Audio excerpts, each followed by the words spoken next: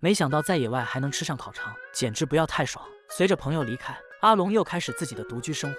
今天他把壁炉点亮后，把烟囱重新加固了一下，然后感觉朋友送的这壁炉放在他家里实在是不搭配，于是他去外面搬运巨石，准备安置在壁炉周围。巨大的岩石搬运起来非常困难，好在昨晚的食物能量很高。接着阿龙把巨石都堆在壁炉周围，现在看着就舒服了许多，而且这块巨石还能当做置物架。满意的阿龙将朋友钉的防水布取下，用木头把昨天没填的缝隙填好。这块区域最大的惊喜就是苔藓足够多，让阿龙可以把每一个缝隙都填充的岩石。为了测试小屋的透光性，阿龙用防水布把门口封住，透过天窗可以看得出来，里面非常的明亮，而且室内温度有23度。测试完成后，为了给天窗做一个挡板，他拿着油锯去片木板。虽然来到荒野还没多久，但他油锯已经使用的非常熟练，很快就片好了一堆木板。你说是加工出来的我都信。阿龙简单的钉制在一起，然后直接铺在天窗上，除了可以防止落叶以外，早上也不会被刺眼的光线弄醒。做好以后，多余的木板被阿龙当成置物架。现在他这新家是肉眼可见的完善起来。